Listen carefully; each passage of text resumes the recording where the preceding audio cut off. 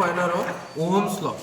Ohms law मध्ये 3 गोष्टीवर depend आहे, एक करंट, व्होल्टेज आणि रेजिस्टन्स. जसं आता करंटचा प्रभाव व्होल्टेजवर, जसं voltage current is directly proportional to voltage, म्हणजे करंट जर वाढला तर व्होल्टेज वाढत, आणि current is inversely proportional to resistance, म्हणजे करंट जर कमी झाला असता तर रेजिस्टन्स जरी जास्त राहील. आता ह्या आहे रिओस्टॅट.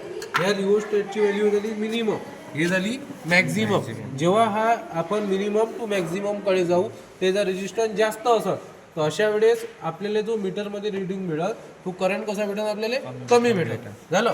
यावर आपण ओहम्स लॉ मध्ये एक प्रिपेअर करणार आहोत की करंट किती असताना, म्हणजे व्होल्टेज किती असताना आपला करंट किती राहील, आणि करंट आपलं रेजिस्टन्स जास्त असेल तर करंट किती कमी होईल किंवा कॉमन राहील. तर या ठिकाणी आपण या ओहम्स लॉ प्रिपेअर करण्यासाठी एक DC आउटपुट सर्किट घेतला आहे. हे त्यामुळे आपण 11 व्होल्टवर सेट केला आहे, 12 व्होल्टवर. त्या ठिकाणी आपण ॲमीटर आणि व्होल्टमीटर घेतला आहे. ॲमीटर आणि व्होल्टमीटरचं कनेक्शन म्हणजे हे आहे MC टाईप, म्हणजे मूव्हिंग कॉईल ॲमीटर.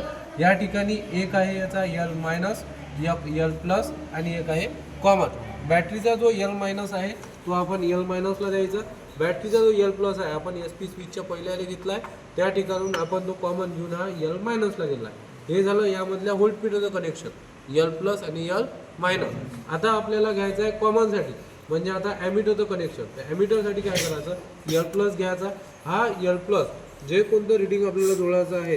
आता असं समजा का या ठिकाणी आपण एक लाईट घेऊ, तर या लाईटाच्या एका टोकाला जुळू आपण रेजिस्टन्स मोजू.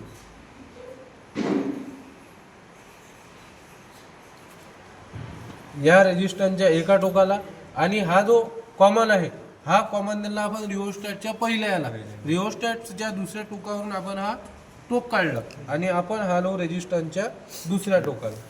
आता या ठिकाणी आपण जोडणी पूर्ण केली आहे. आता यावेळेस आपण काय करू, जेव्हा आपण रेजिस्टन्स हाय करू, म्हणजे रेजिस्टन्स वाढू, त्यावेळेस आपल्याला मिळणाऱ्या ॲमीटरचं रिडिंग कसं होईल, कमी होईल. जेव्हा रेजिस्टन्स आपला रिओस्टॅटचा कमी राहील त्या ठिकाणी आपलं रिडिंग जास्त राहील. चालू करू.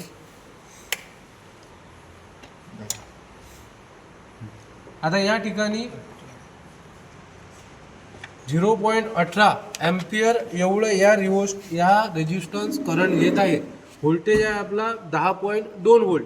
तर या ठिकाणी आपण रिओस्टॅट वाढवू. जसजसं आपण रिओस्टॅट वाढवत आहे तसा आपला व्होल्टेजही कमी होत आहे आणि करंट सुद्धा काय होत आहे, कमी होत आहे. म्हणजे या ठिकाणी आपण जसजसा रिओस्टॅटचा रेजिस्टन्स वाढवला आपला करंट फक्त 0.1 एम्पियर झाला आहे.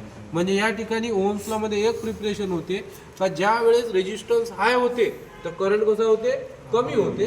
आणि करंट म्हणजे या वेळेस आपल्याला हे समजायला जाते का एखाद्या गोष्टीचा जर रेजिस्टन्स जेवढा जास्त असत, म्हणजे या ठिकाणी एखाद्या गोष्टीचा आपण जेवढा जास्त रेजिस्टन्स वाढवला तेवढा त्या गोष्टीला करंट कसा पोहोचल, कमी पोहोचल. म्हणजे म्हणूनच आपण आपल्या घरी ज्या वायराचा रेजिस्टन्स कसा राहते, कमी राहते, म्हणून ते वायर आपण घरी यूज करतो. कारण आपण ॲल्युमिनियम आणि कॉपरचे यूज करतो वायर. जर आपण GIचा रेजिस्टन्स जास्त आहे त्यामुळं करंट कसं कमी फ्लो होईल आणि आपले जे इक्विपमेंट आहे ते अधिक जास्त करंट ओळख, म्हणजे आपल्याला जास्तीत जास्त प्रमाणात काही बिल येईल. मग यामुळं आपण आपल्या घरी कॉपरचा तार वापरतो, कारण कॉपरचा रेजिस्टन्स हा कमी राहतो त्या कारणास्तव. अशा प्रकारे हा आपला ओहम्स लॉ आहे. ओहम्स लॉचा रेजिस्टन्स आपण यामध्ये या रेजिस्टन्सचा रेजिस्टन्स कमी केला, अल्प एकदम 0वर सेट केला, तर या ठिकाणी 0.29 एम्पियर एवढा करंट हे एक रेजिस्टन्स घेत आहे. आता ह्या रेजिस्टन्सची व्हॅल्यू काढायची राहिली तर कलर कोडिंग करून व्हॅल्यू काढायची. रेजिस्टन्स वाढवला, व्होल्टेज कमी करून रेजिस्टन्स काहीच नाही घेत, कारण फुल आपण रेजिस्टन्स वाढवला.